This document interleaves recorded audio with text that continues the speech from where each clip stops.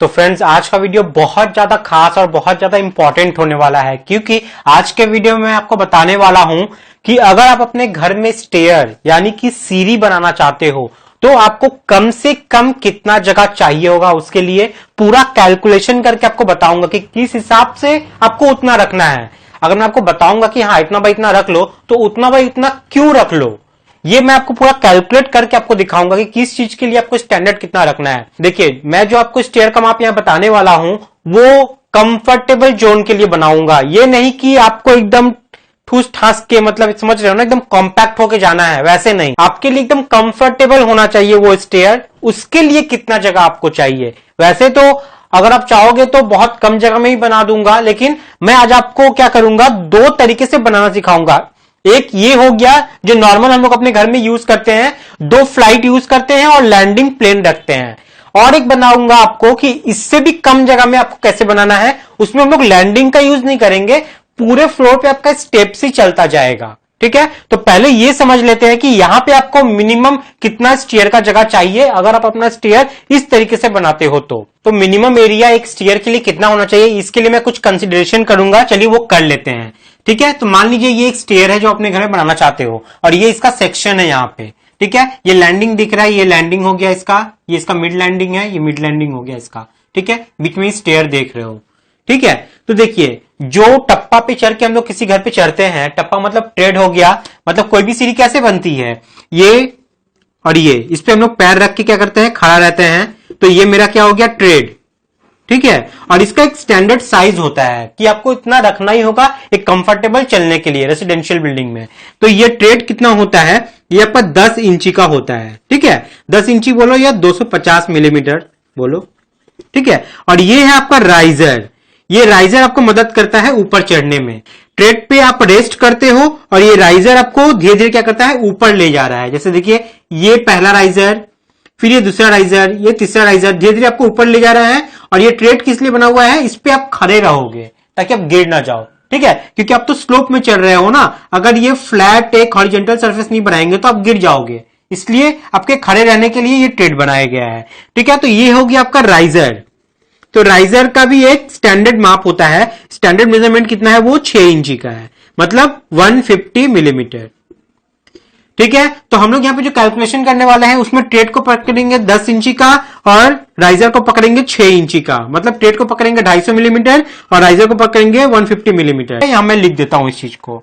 तो हमारा ट्रेड रहेगा यहां पे 10 इंची और राइजर रहेगा हमारा 6 इंची का। ठीक है, तो इसके हिसाब से हम लोग ये स्टेयर को आप डिजाइन करेंगे कि उसके लिए स्पेस कितना चाहिए। ठीक है, ट्रेड राइजर आई होप आप लोगों को क्लियर हो गया होगा। ठीक है, बहुत जन को स्टेयर के बारे में बीबीएस में प्रॉब्लम होती है, तो डिस्क्रिप्शन में मैंने एक लिंक डाल दिया है मेरे वीडियो का। ठीक है, उस स्टेयर के बीबीएस को अगर आप देख लोगे ना पूरा मन लगा के, तो जिंदगी में कभी कोई स्टेयर को करते वक्त प्रॉब्लम नहीं होगी आपको, वो जाके सीख लेना। ठीक है, तो चलिए अब स्टार्ट करते हैं। तो एक इंसान यहां से आया, ठीक है, यहां से वो अपने स्टेयर पे ऊपर चढ़ना चालू करेगा, ये मिड लैंडिंग आएगा और यहां से वो अपने फर्स्ट फ्लोर पे चला जाएगा। तो यहां से आने के वक्त यहां पे फ्लोर पे थोड़ा सा जगह रहता है, तो ये कितना होना चाहिए। उसके बाद ये स्टेयर से ऊपर गया, ऊपर जाने के लिए अब यहां पे मिड लैंडिंग आया, तो इसका मेजरमेंट कितना होना चाहिए। सबसे पहले हम लोग ये लैंडिंग को बाद में करेंगे, पहले हम लोग बीच में जो हम लोग का ये स्टेप्स के लिए जो जगह बच रहा है ना, ये कितना है वो देख लेते हैं। तो मान लीजिए हम लोग का घर 3 मीटर का है, एक फ्लोर से एक फ्लोर का हाइट जो है वो 3 मीटर है। ये एक फ्लोर हो गया, ऊपर वाला एक फ्लोर यहां पे आ गया।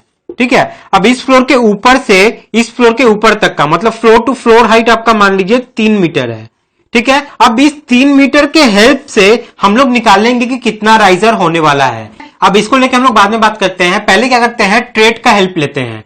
ट्रेड के हेल्प से हम लोग को ना ये डिस्टेंस पता चल जाएगा कि ये डिस्टेंस मेरा कितना होने वाला है। तो चलिए ये कैसे पता चलेगा, देख लीजिए यहां पे कितना नंबर ऑफ मैंने ट्रेड बनाया है, 1 2 3 4 5 6 7 8 9, मतलब 9 ट्रेड ऊपर जाने के लिए मिड लैंडिंग पे और 9 ट्रेड और लगेंगे मेरे फर्स्ट फ्लोर पे जाने के लिए। हम लोग यहां से मेजरमेंट निकाल सकते हैं कि मैं 9 ट्रेड लगने वाला है, तो इसको मल्टीप्लाई कर दो 9 इंटू एक एक ट्रेड का ये वाला कितना है, मैंने बताया यहां पे देखिए 10 इंची, तो 9 इंटू 10 इंची अगर कर दोगे ना, तो ये कितना हुआ आपका 9 10 जा 90 इंची।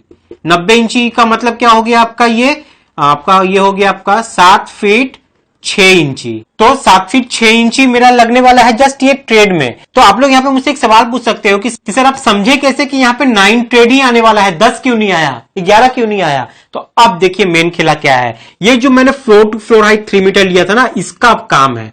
देखिए 3 मीटर टोटल हुआ ना, 3 मीटर टोटल है मेरा। इसका मतलब क्या है, अगर मैं यहां पे बनाऊं, मेरा पूरा यहां से लेके यहां तक मेरा पूरा 3 मीटर आ गया। ठीक है, 3 मीटर। मिड लैंडिंग लेवल जो है वो कहां पे बना हुआ है, वो आधे लेवल पे बना हुआ है, मतलब आधा स्टेयर चढ़ा तो ये वाला आपका मिड लैंडिंग हो गया। ठीक है, अगर टोटल 3 मीटर है तो ये वाला कितना होगा, ये होगा आपका 1500 मिलीमीटर। कॉन्सेप्ट क्लियर हो गया। टोटल 3 मीटर है फ्लोर टू फ्लोर हाइट, तो आधा मिड लैंडिंग तक कितना जाएगा, 1500। अब हम लोग को देखना है कि 1500 मिलीमीटर में, मतलब ये हाइट में हमारा एक राइजर अगर 6 इंची का है तो इस 1500 में मेरा कितना राइजर बैठेगा।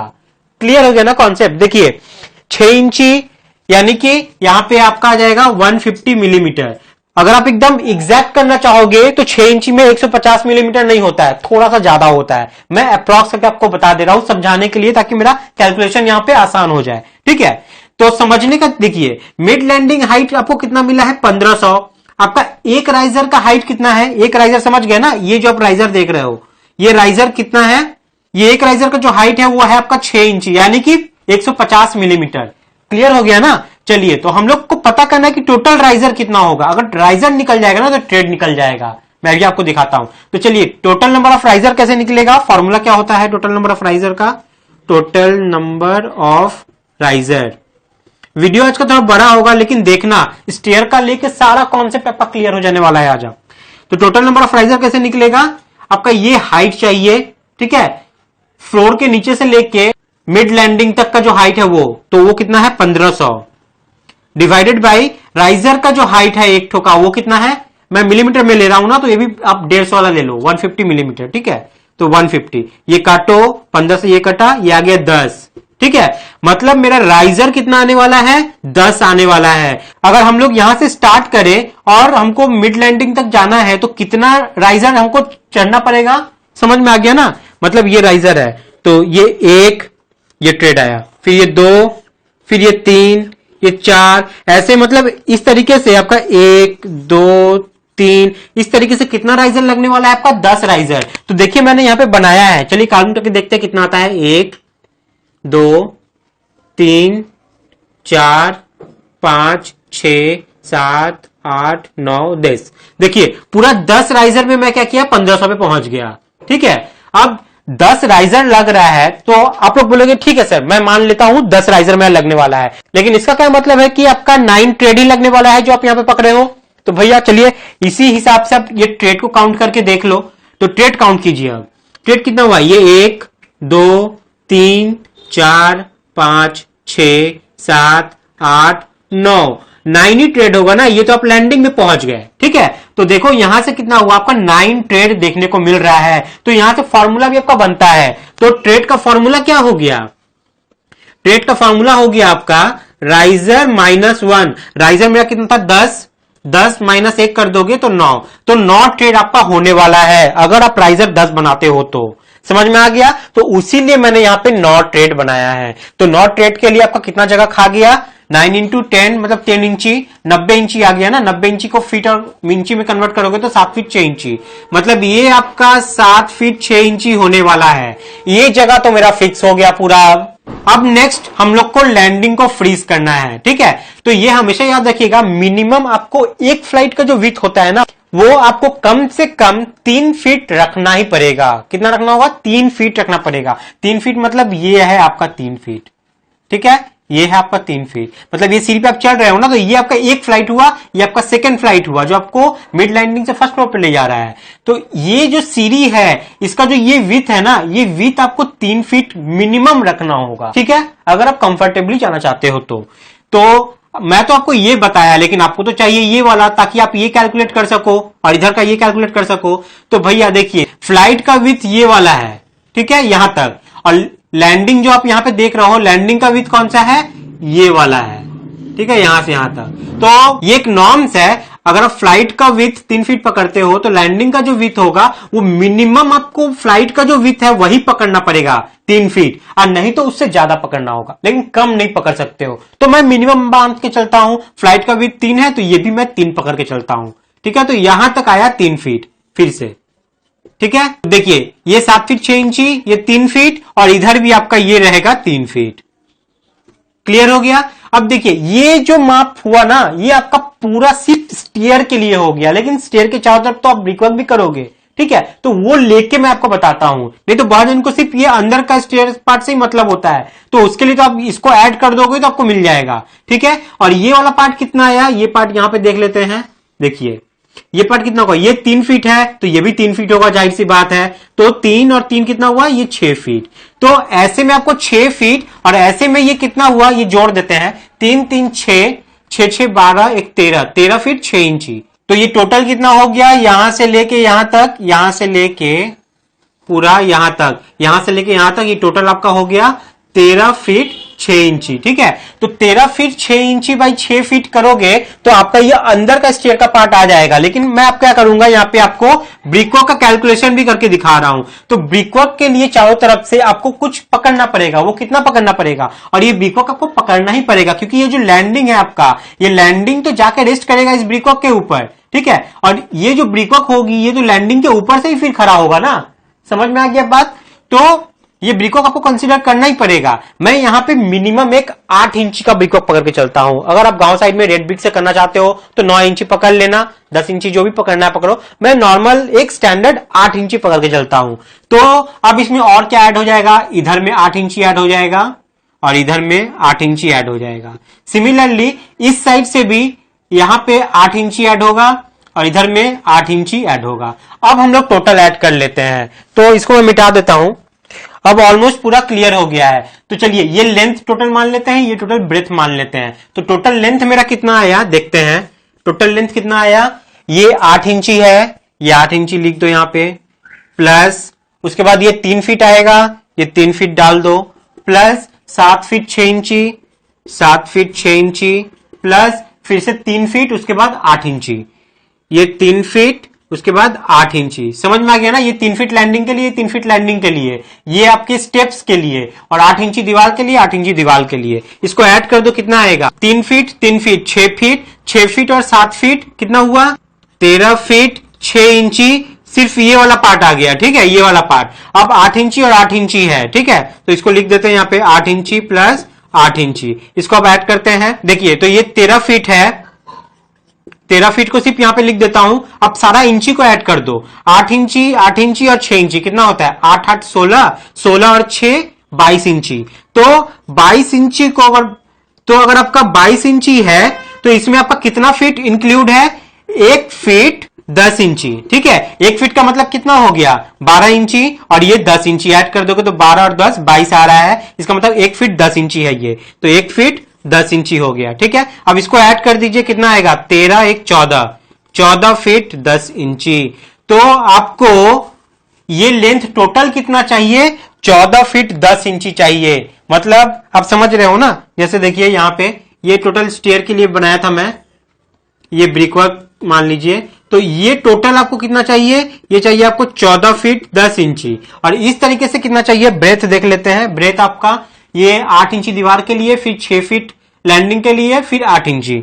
तो चलिए लिख देते हैं 8 इंची प्लस 6 फीट प्लस 8 इंची। चलिए ऐड करते हैं, 6 फीट का ये 6 फीट रह गया और 8 8 16 इंची। तो देखिए 16 इंची है ना, तो 1 फीट में कितना इंची होता है, 12 इंच। तो 12 को बाहर निकाल देते हैं, 12 की जगह क्या करते हैं हम लोग, 1 फीट डाल देते हैं। तो 12 माइनस करो 16 में से कितना बचा, 4, मतलब 4 इंची इधर आ गया। तो इसको ऐड कर दो यहाँ पे, 1 फीट 4 इंची। तो कितना बचा, 6 1 7, 7 फीट 4 इंची।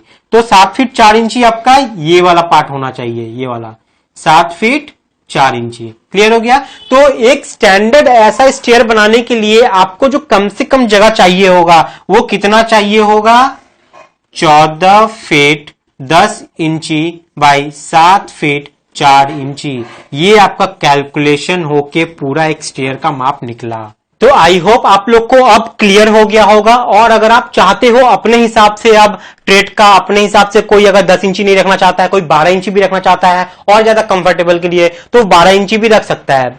क्योंकि कमर्शियल बिल्डिंग में आप देखोगे तो 12 इंची होता ही है, मिनिमम आपको 12 इंची रखना ही है कमर्शियल बिल्डिंग में। रेसिडेंशियल बिल्डिंग में हम लोग 10 इंची रख लेते हैं। तो अब अपने आप से डिजाइन कर सकते हो कि हाँ मेरे स्टेयर के लिए मुझे कितना जगह चाहिए, ठीक है। तो आप खुद से निकाल सकते हो। मैं आपको स्टार्टिंग में बोला था कि मैं और एक तरीके से निकाल के बताऊंगा, जिसमें ये क्या होगा ना कि ये जगह जो है ये तो आपको इतना लगेगा ही लगेगा, ठीक है।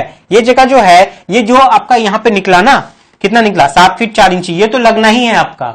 लेकिन ये जो आपका टोटल लगा है यहाँ पे 14 फीट 10 इंची, ये और कम जा सकता है। कैसे कम जा सकता है वो मैं बताने वाला था, लेकिन वीडियो और ज्यादा बड़ा हो जाएगा मुझे लगता है बनाऊंगा तो, ठीक है। तो वो मैं नेक्स्ट पार्ट में आपको बना के समझा दूंगा, जिससे आपका कॉन्सेप्ट और ज्यादा अच्छे से क्लियर हो जाएगा उसको लेके भी, ठीक है। तो आज का वीडियो कैसा लगा है फीडबैक देके जरूर बताइएगा। और आपको काम की लगी हो तो एक सिविल इंजीनियर भाई के साथ जरूर शेयर कीजिएगा, या उनके संग शेयर कीजिएगा जो अपना घर बनाना चाहते हैं, गांव साइड में है और प्रॉब्लम होती है उनको जानने में सीखने में। तो प्लीज शेयर जरूर कीजिएगा। और हाँ, अगर आप टेक्निकल पर्सन हो, इंजीनियर हो, सुपरवाइजर हो, तो अगर आपको बीबीएस सीखना है स्टीयर का थियोरिटिकली, क्योंकि थियोरिटिकली सब करके नहीं दिखा पाएगा, थियोरिटिकली सीखना है तो डिस्क्रिप्शन में लिंक डाल दिया वीडियो का, वो जाकर देख लेना। आपका छोटा से छोटा जो चीटी की तरह कॉन्सेप्ट है ना, वो सारा क्लियर हो जाने वाला है उसको देख के। वीडियो थोड़ा बड़ा है लेकिन वो वाला जाकर देखना जरूर, लेकिन ठीक है। तो आज के वीडियो में इतना ही है। नेक्स्ट वीडियो में फिर क्वेश्चन लेके आऊंगा आप लोगों के लिए। तब तक के लिए बाय, टाटा, जय हिंद।